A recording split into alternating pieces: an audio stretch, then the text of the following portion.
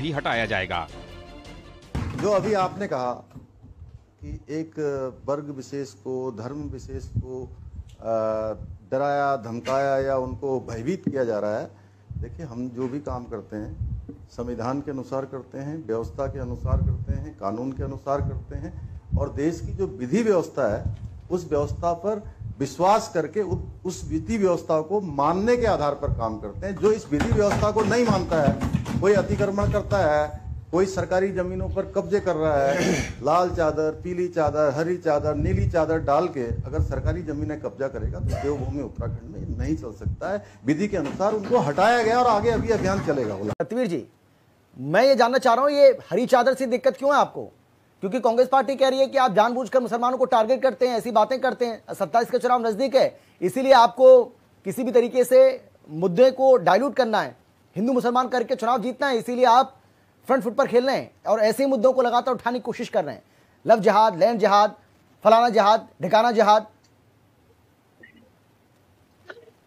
अमित जी, सबसे पहले तो बहुत ही उत्सव का वातावरण उत्तराखंड के अंदर इस समय चल रहा है जी। हम रजत जयंती महोत्सव मना रहे हैं और कल ही देश की सर्वोच्च पद जो विद्यमान है महामहिम राष्ट्रपति आदरणीय यहाँ पे आई थी द्रौपदी मुर्मू जी, उन्होंने विशेष सत्र को संबोधित किया और हम सभी का मार्गदर्शन भी किया। हम सभी को बहुत से सुझाव भी दिए कि उत्तराखंड को किस दिशा में आगे बढ़ना चाहिए, किस विकास के नए रास्ते को प्रकाश की ओर ले जाना चाहिए।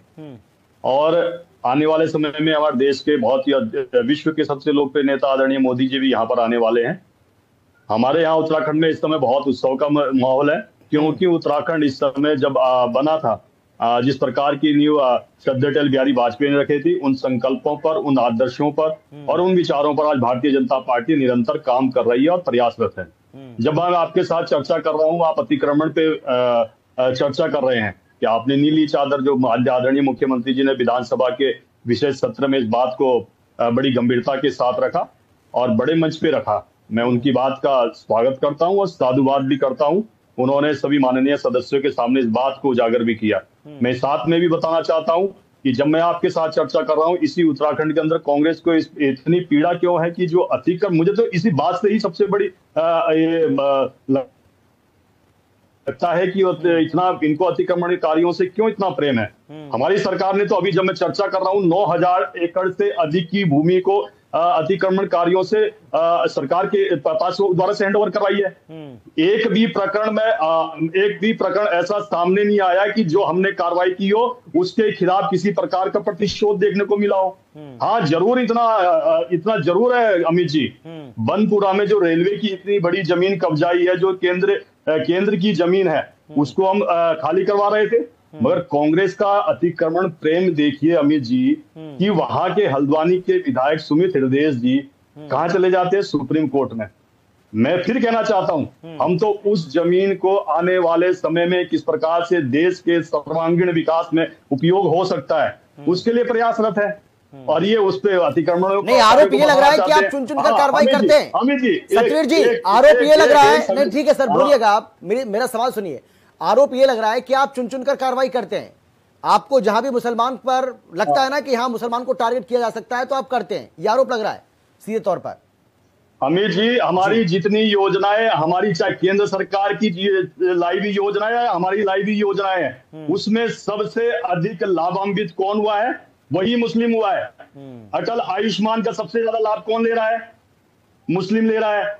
अगर फ्री राशन मिल रहा है, कौन ले रहा है? मुस्लिम ले रहा है। और छात्रवृत्ति का अगर सबसे अधिक लाभ ले रहा है, कौन ले रहा है? मुस्लिम ले रहा है। और तमाम ऐसी योजनाएं जिसका मुस्लिम लाभ ले रहा है, और खुद आके बोलते हैं ये। और हमारे समय में सबसे अधिक यूपीएससी में सिलेक्शन मुस्लिमों का हुआ है, उनका शिक्षा का स्तर हमारे समय में बढ़ा है। ये केवल और केवल किस प्रकार से उनके बीच में विवाद खड़ा किया जाए, ये कांग्रेस की हमेशा रहा है। 1984 हमने देखा है। और जहां तक संविधान की बात कर रही हूँ, कांग्रेस की प्रवक्ता कर रही थी, मुझे बड़ी हंसी आ रही थी उस समय, किस प्रकार से अपना माखौल उड़ाते हैं ये, जिन्होंने संविधान को कुचलने का काम किया, 21 महीने तक आपातकाल लगाने का जिन्होंने काम इस देश के अंदर किया हो, वो आज संविधान की बात कर रहे। और ताजा उदाहरण देखिए अभी अमित जी, अभी राहुल गांधी ने महीना भर नहीं गया है, उन्होंने कहा मेरा संविधान बचाना कोई मेरा मकसद नहीं है, मैं केवल एक लाल किताब लेके घूम रहा हूं और कुछ नहीं है। और ये ऐसा नहीं है कि किसी एक व्यक्ति को दिया गया वक्तव्य है। नहीं, ऐसा कहाँ कहा? उन्होंने एक भीड़ इकट्ठी करी, ऐसा पर कहा उन्होंने? नहीं, मैंने तो नहीं सुना ऐसा कोई बयान राहुल गांधी का जो आप कह रहे हैं। ऐसा कहाँ का? वो तो वो नहीं वो किताब, वो लाल किताब तो वो अभी भी दिखा रहे हैं बिहार में। भाई बिहार में भी चुनाव प्रचार के दौरान वो लाल किताब लगातार दिखा रहे हैं। अगर ऐसी बात वो करते तो फिर क्यों दिखाते? अमित जी और एक चीज अभी आदेश चौहान जी का नाम बोल रहे थे आप, आदेश चौहान जी का नाम ले रहे थे, आदेश चौहान जी का आप नाम ले रहे थे। उन्होंने आपने कहा कि जाति की बात, तो जाति की बात मैं आपको बता देना चाहता हूँ, राहुल गांधी ने सबसे पहले अपना आके गोत्र बताया, तात्पर्य गोत्र का हूं मैं। जाति की बात कौन कर रहा है? गोत्र तक बताने की बात कौन कर रहा है? वो बता रहे कि नेहरू से आके खान हो गए, खान से लेके फिर गांधी हो गए, फिर उसके बाद बाजरा में भी हो गए, मगर गांधी ही रह गए। वो आज अपना गोत्र बता रहे हैं, दत्तात्रेय गोत्र हमारा गोत्र है। और जहां तक, और मैं एक और बात बताना चाहता हूं मैं आपको बड़ी गंभीरता के साथ, हम किसी को टारगेट करने के उद्देश्य से नहीं आए हैं। हमें चकराता विधानसभा में भी 2 दिन पहले गौ हत्या करी है, किसने करी है? इनके विधायक है, वहां से कांग्रेस के विधायक है। एक बार भी उन्होंने एक शब्द नहीं बोला वहां पर कि गौ हत्या हुआ है, जिसपे प्रतिबंध है कि मैं उनके जाके उनके खिलाफ कार्रवाई करने के लिए मैं सरकार के साथ खड़ा होता हूँ। और यही नहीं, वहां पर लड़कियों को जिस प्रकार से अपहरण हुआ, वहां पर सबसे अधिक जमीनें अगर चकराता विधानसभा के अंदर जनजातीय जमीनों को कब्जाया गया। एक बार भी प्रीतम सिंह के मुंह से नहीं निकला है कि जो वहां पर जनजातीय जमीनों पे लगातार कब्जे हो रहे हैं, क्या उनका नैतिक दायित्व नहीं बनता? लगातार उनको प्रतिनिधित्व वहां से मिला है, मगर एक भी इंच भर की जमीन उन्होंने खाली करवाने का काम नहीं किया, बल्कि उनको संरक्षण और श्रेय देने का काम लगातार प्रीतम सिंह के द्वारा किया जा रहा है। क्या इससे समझ नहीं आता है कि उत्तराखंड के विरोध में जैसे कांग्रेस जब उत्तराखंड का गठन हो रहा था, उस समय भी उनकी मानसिकता वैसी ही थी, और आज भी इनकी जयंती वर्ष में उत्तराखंड प्रवेश कर चुका है। बड़े हर्ष और उल्लास का माहौल उत्तराखंड के अंदर है।